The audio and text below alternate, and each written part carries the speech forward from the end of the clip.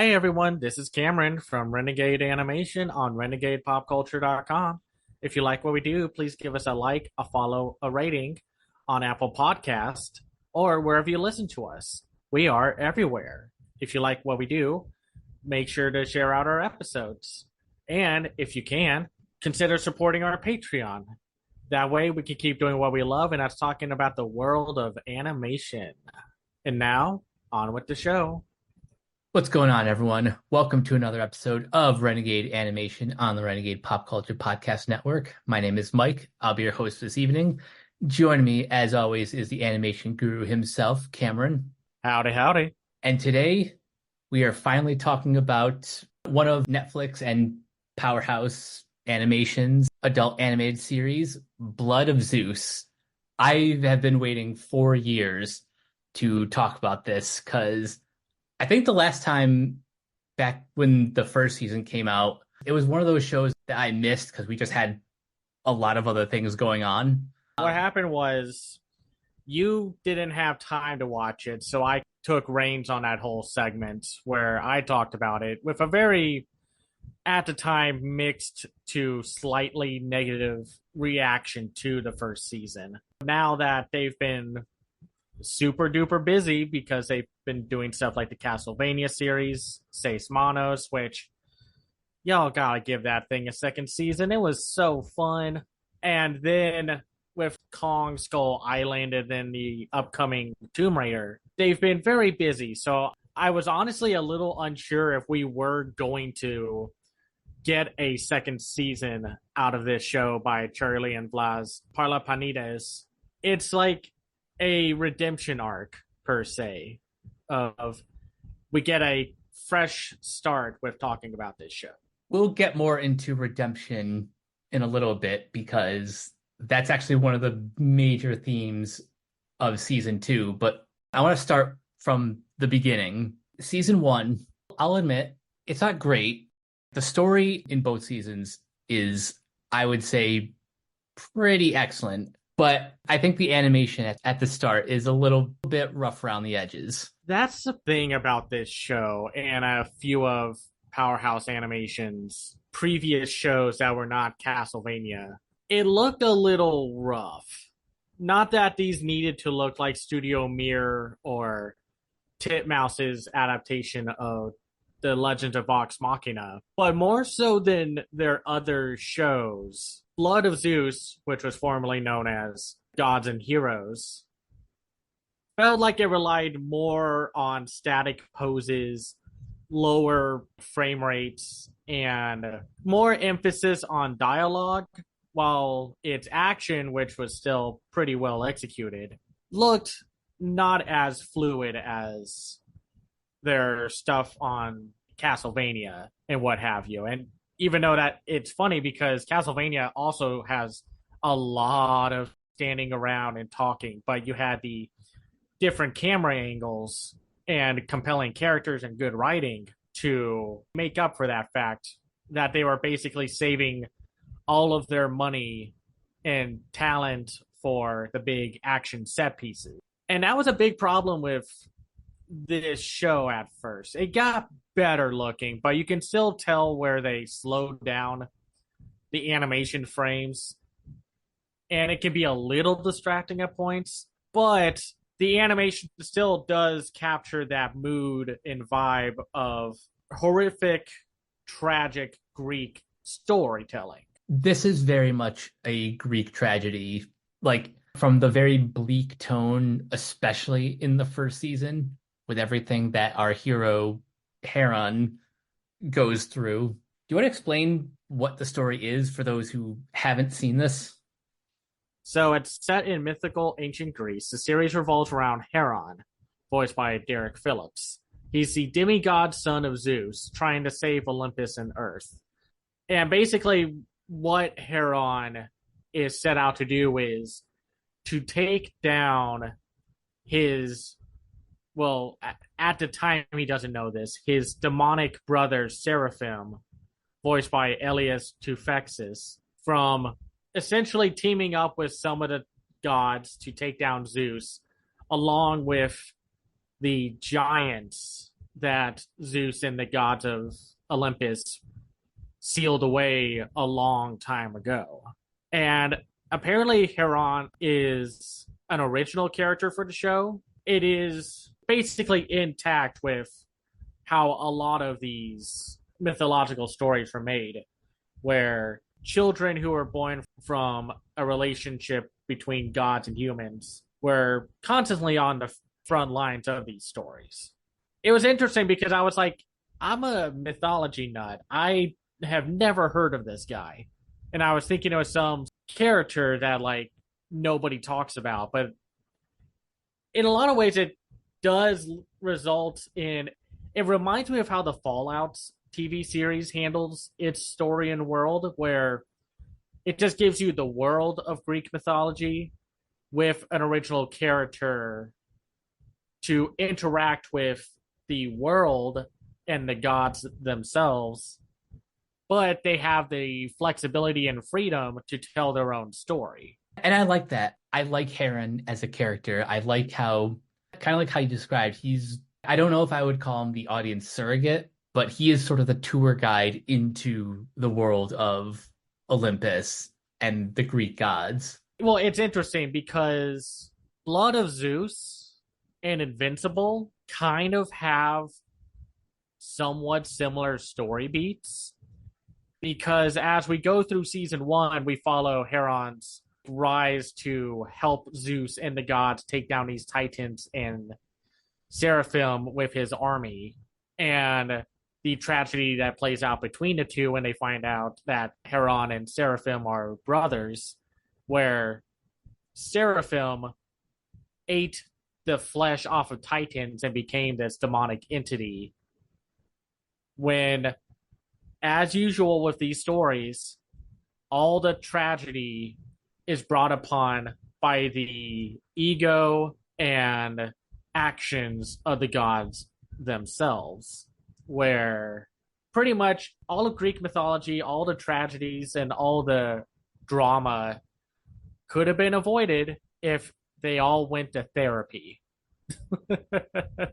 And of course, every god stopped trying to have sex with everything that moved down there. I mean, that's how a lot of these things work. It's like a god goes down, has sex with something, and then another god gets kind of pissed off, like, hey, what the hell? What are you doing down there? I'm about to make your life miserable because of what you did. Or some god wanted to get back at another one and did something to like someone that was under their watch just because. It's like the only difference between humans and gods are the gods just have the power. They're just as selfish. They're just as petty. They have all the same flaws plus the abilities. Like, it's one of those tragic stories of Seraphim and Heron were separated at birth. Heron got the less terrible treatment of the two, while Heron and his mom were treated as outcasts from the village they lived in, whereas Seraphim was essentially, along with a maiden from the kingdom that he was born in, to be left out in the wild to survive. And then all the actions of Zeus of trying to keep him alive still resulted in Seraphim to end up as he did. It's always the humans who have to deal with the consequences of the gods. Yep. In this world. So, like, I'm breaking it down and trying to be snarky, but a lot of Greek mythology is all about this. It's like, oh, whoops, we made a minotaur.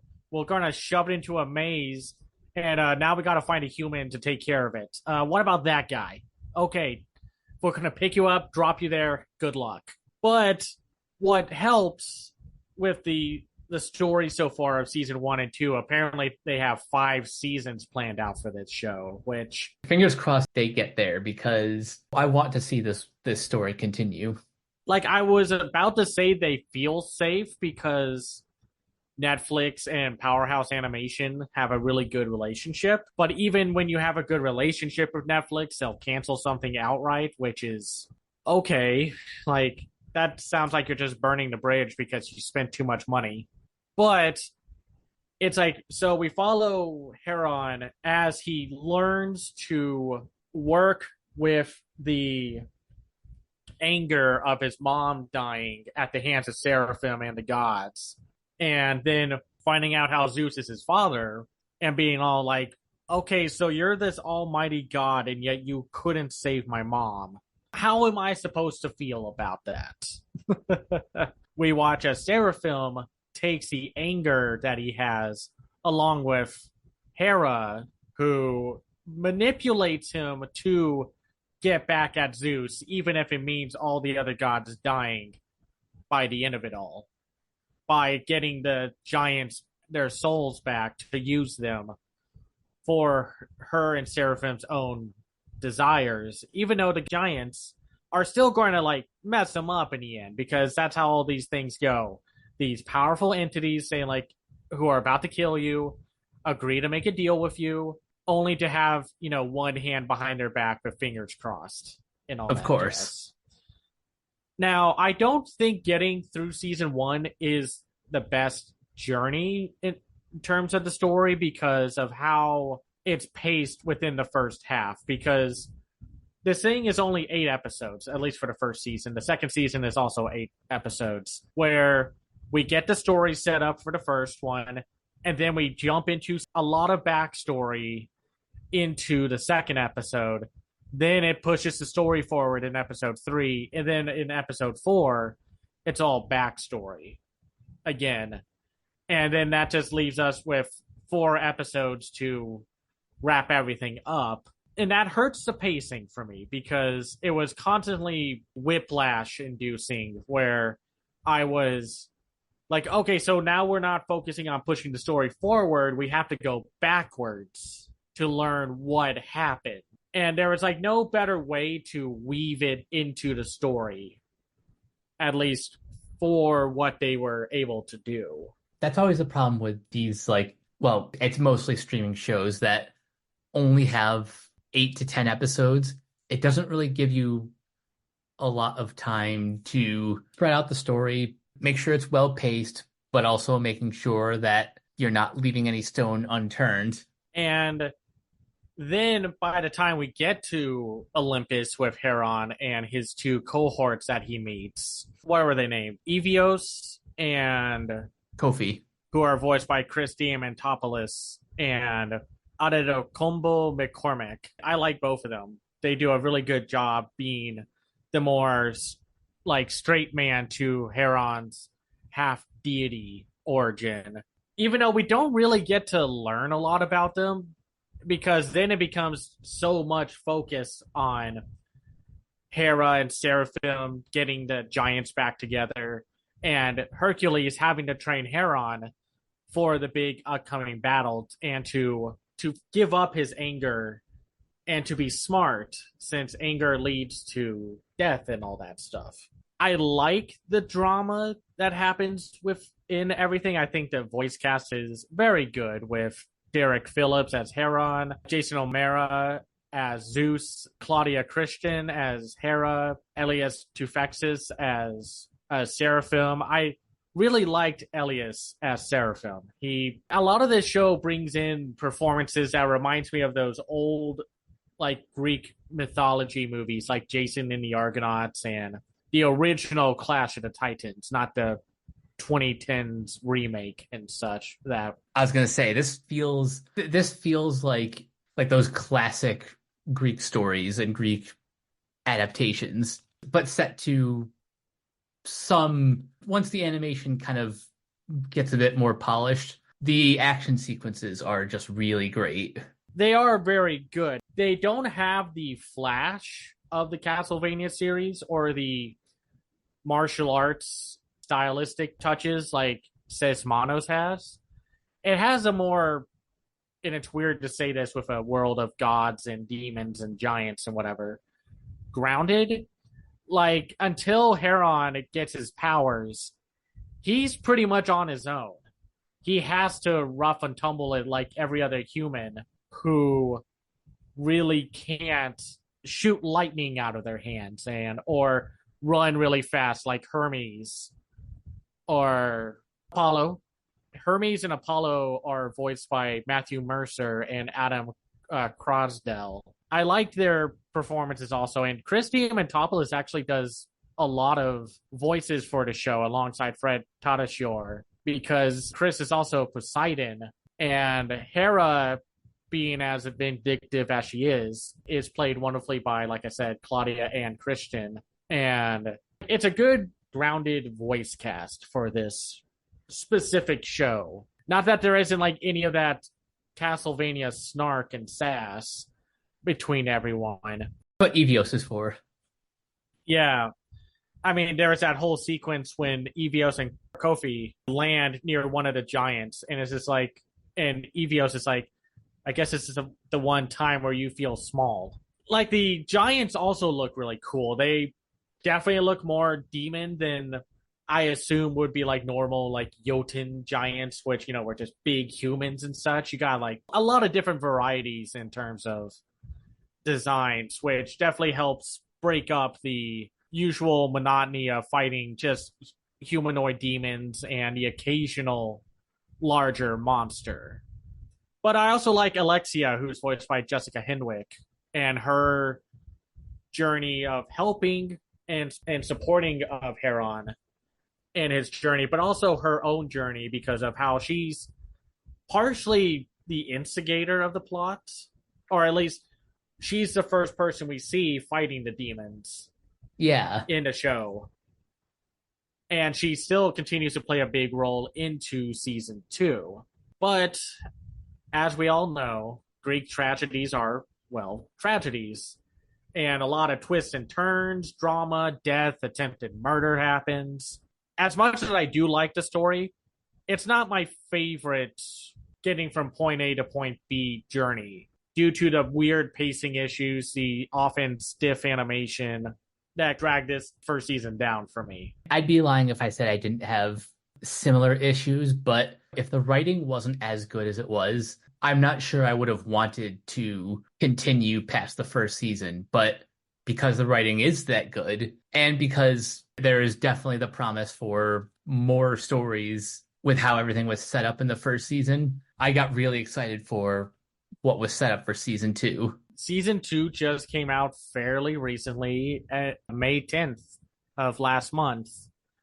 And at first I was a little confused because I thought I just started the last episode of the first season.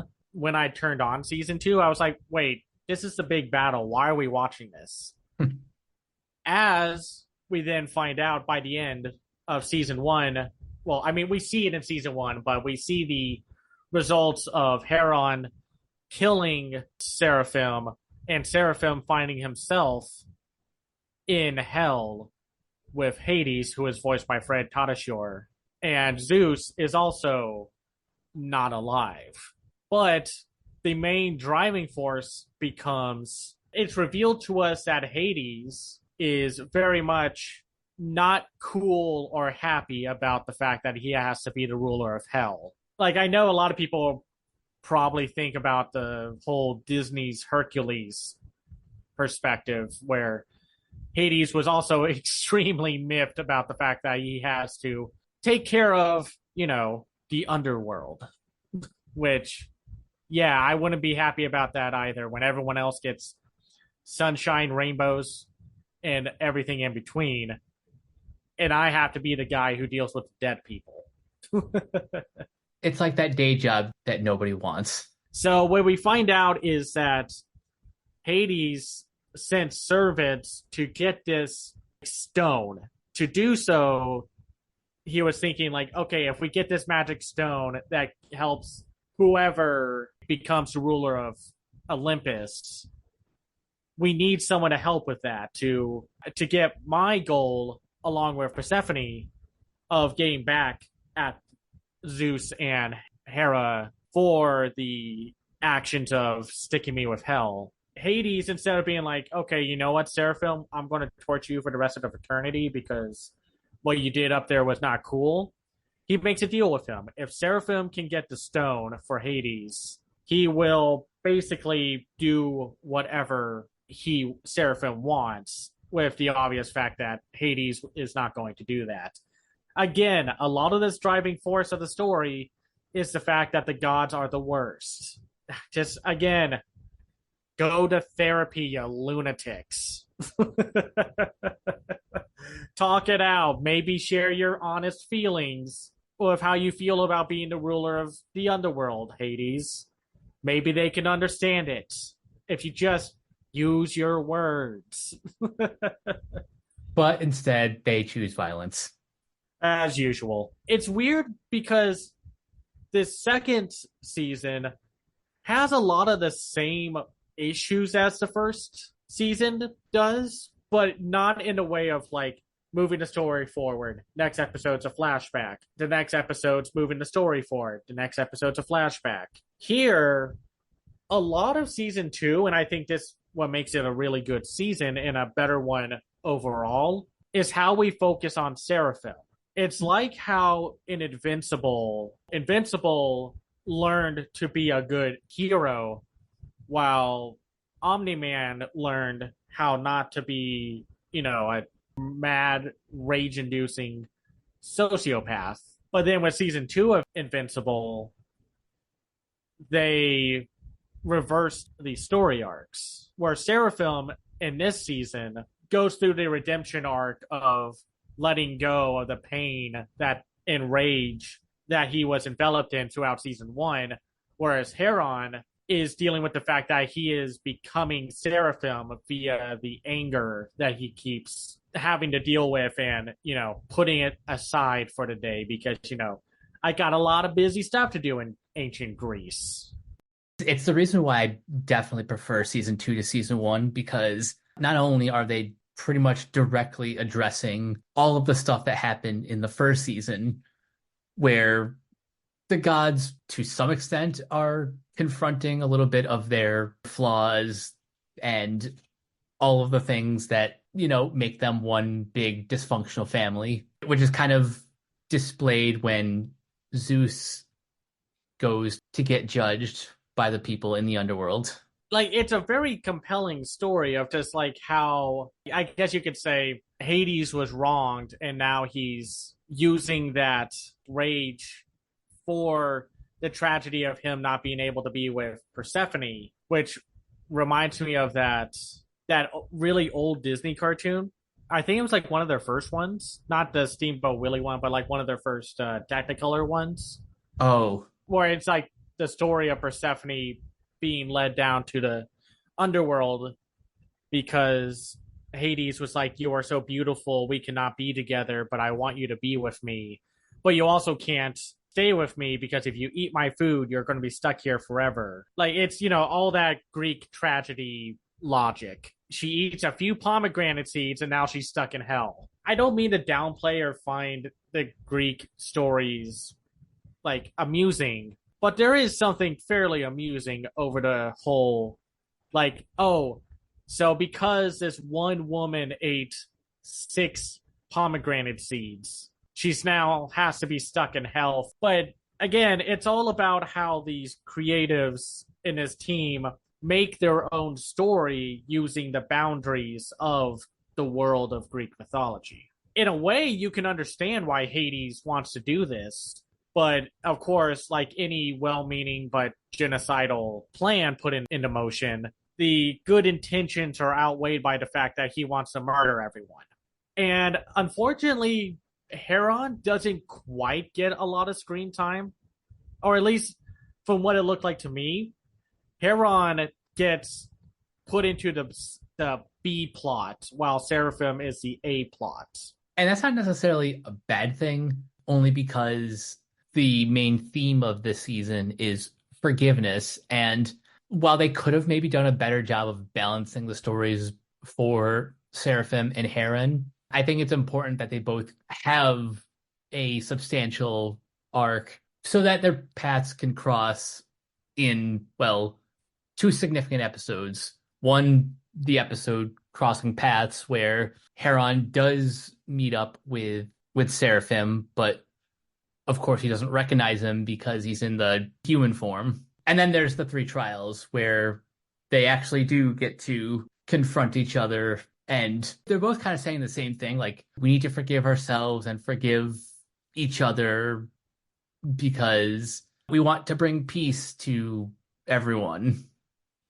Right. And it's all about the gods also unpacking all of the drama, trauma, and consequences of their own upbringing. Like another example of the plot, the theme of forgiveness being the driving force of season two. Hera returns, and like, even though I wish it could have been handled better, instead of just being like, yes, I know I almost got half of you killed, but I'm sorry, guys. I really am. It is well handled, but it is also like so out of the blue.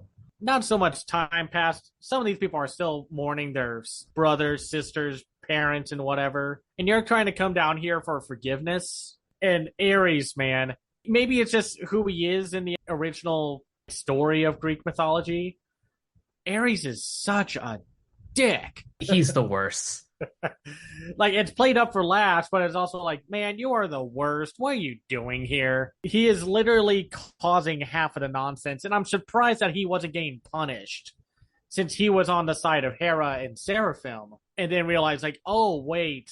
And, that clip from that British drama comedy where the guys are like, are we the baddies? Alexia meets with her and wraps up her story, but again, Seraphim being the focus results in Heron, Alexia, Kofi, and Evios.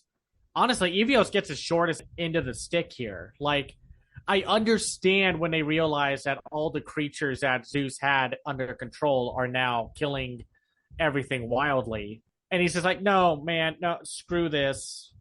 I'm out. You guys are done.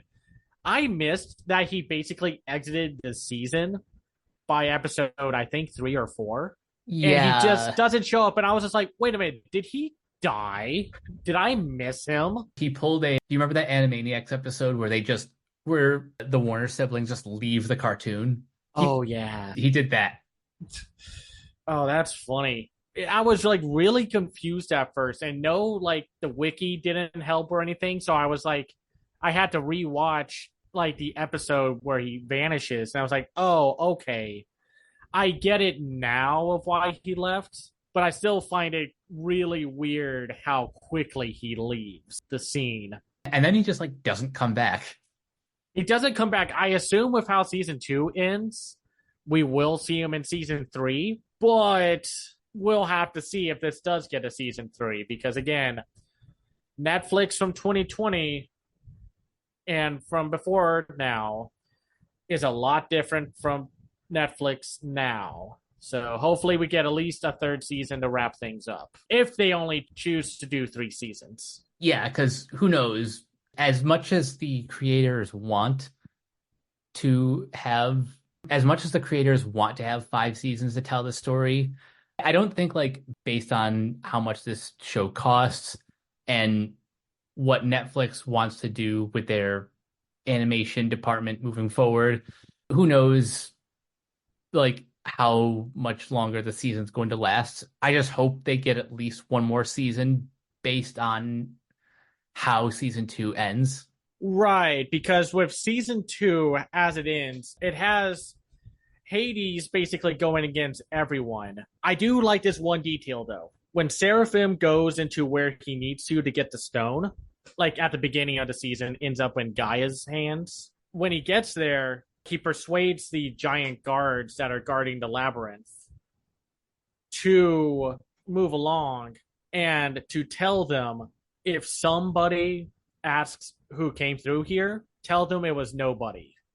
That's an old story. I remember this. It was like a group of sailors get stuck on an island, and they are trapped there because of a cyclops. And every time they try to escape, of course, the cyclops kills them. And I forgot if it was like the captain of the sailors or if they were sailors. They blind the cyclops, and the cyclops asks, who did that? And they say, nobody. And when they escape and the other cyclopses arrive, they're like, who attacked you? The cyclops says, nobody. Oh, that is a cool detail.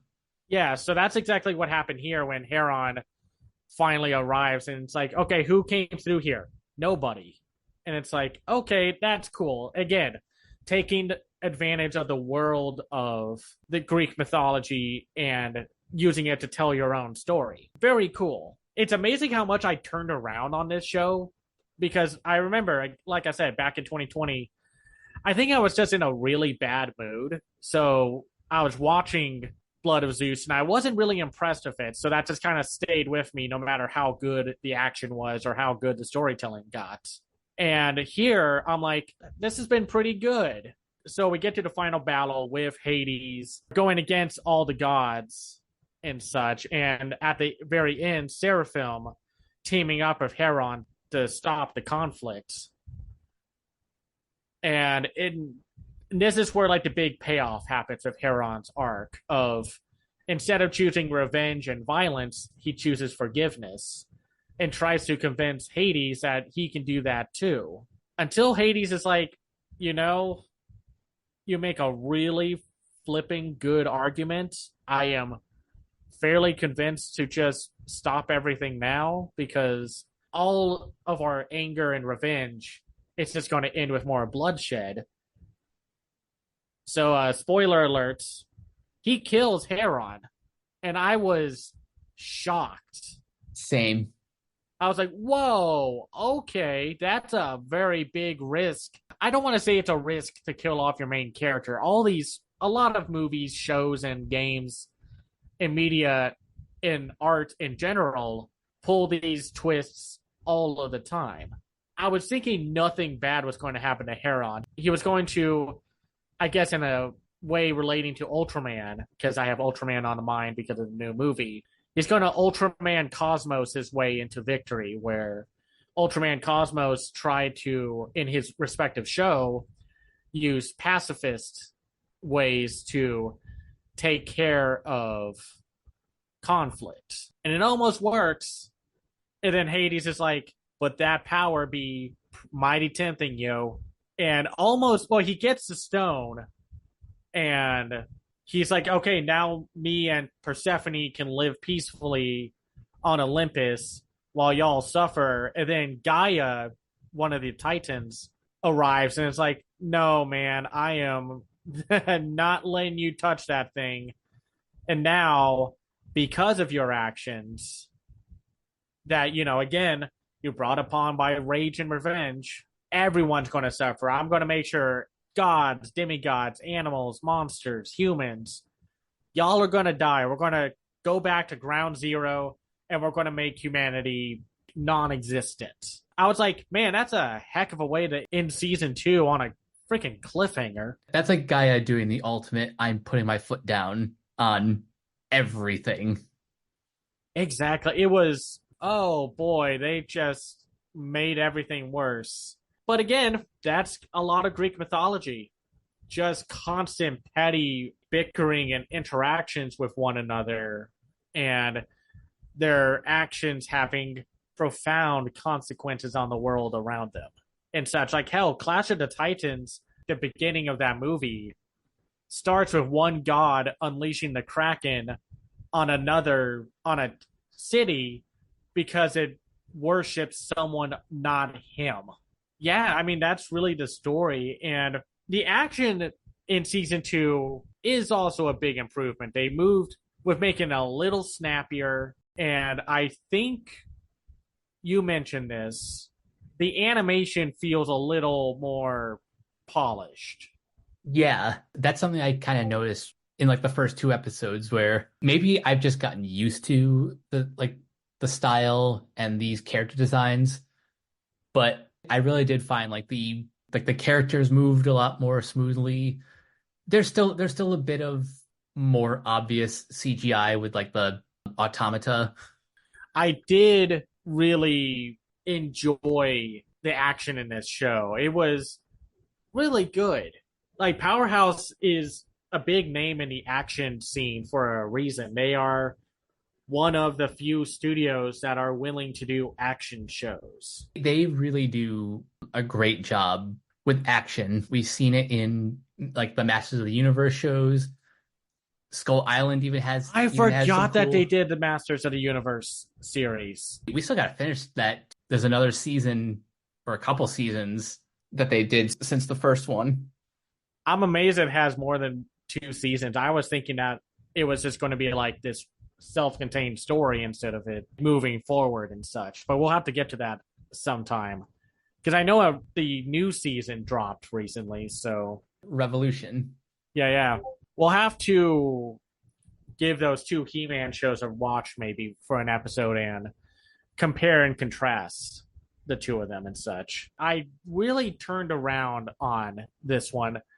I think I like it more than Kong Skull Island, but I don't like it as much as their other shows like Castlevania, Masters of the Universe, and Sesmanos. For an original, well, pseudo original property, because it's basing itself off of Greek mythology, which very cynical way is the original IP and such. But I don't think of it as that. It's very much just a lot of stories are based off of really old mythology, and people are adapting or recreating Shakespeare plays in their own way. Like Ron is Kurosawa's take on a Shakespearean tragedy. Sorry, I didn't mean to go off on this tangent. It's just like it's really interesting to think about how a lot of media originates from Greek mythology and the storytellings of those moments in time. That holds true with this show. It's like it doesn't feel like, oh, they just got the toys for Greek mythology to play with and do their own thing and be like, oh, we're going to make Ares the hero or whatever. They did their research, and it feels like they did work hard to make the show work and function as its own iteration of a Greek mythological story. That's something I really liked about it. It's very much the difference between what you mainly think of with Greek mythology and what Disney did with Hercules. This show is definitely for adults, and it definitely gets into a lot of heavy themes and subject matter. It's very reverent towards Greek mythology. A lot of these shows came out during that big span of like the 2010s and now into 2020s, of course, where, okay, we're making a show for streaming, so we don't have to follow through with, the limitations of being on cable television. So we're going to show nudity, we're going to show a lot of sex, and the gore is going to be out of this world. By the way, those tree spore things that they show in, I think, like episode 7 of season 2 of Blood of Zeus, horrifying stuff. Seeing those roots grow out of the people and just like, you think like, oh, that's unpleasant. It's like a corpse tree. And then the heads explode, releasing the spores and such. That was pretty gnarly. It's not like I would say the show downplayed the sex and the violence, because it didn't. It's a very graphic show.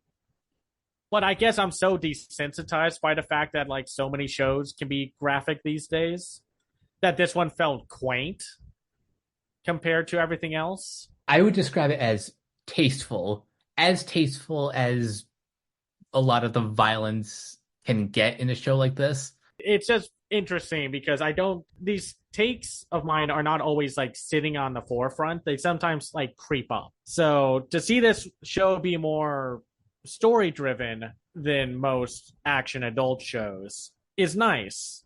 I mean, again, we have a lot of adult shows recently where they focus on story, but it's just so nice to see it when a lot of the times what makes it on TV is not this stuff, but the more comedy driven stuff, right? Which isn't bad.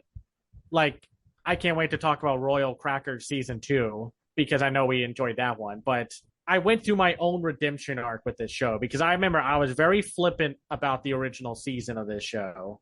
Here I am, while still having some mixed thoughts about the show, just praising it left and right.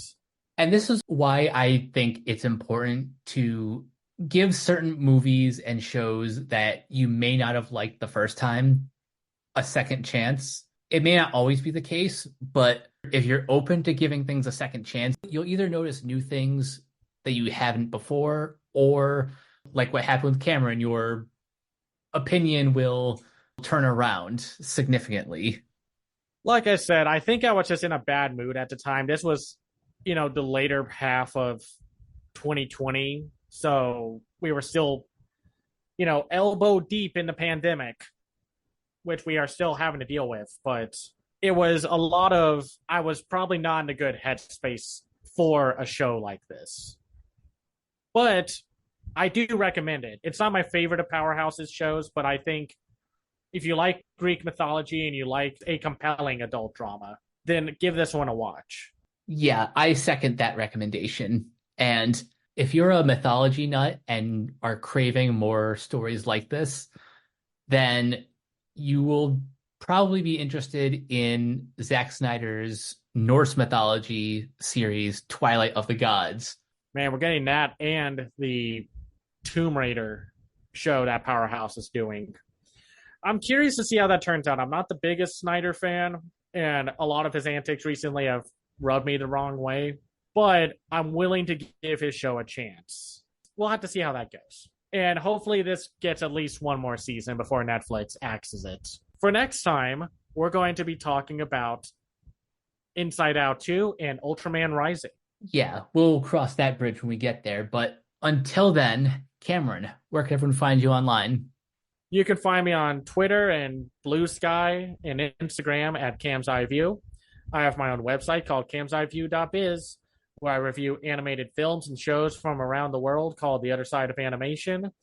I also have a Patreon at patreon.com/camseyeview. That's where you can find me. And you guys can find me on various social media sites at Captain K42. You guys can check out my quick thoughts on letterboxd.com/Coach K42. And you can follow Renegade Pop Culture on Facebook and that place at Ren Pop Culture.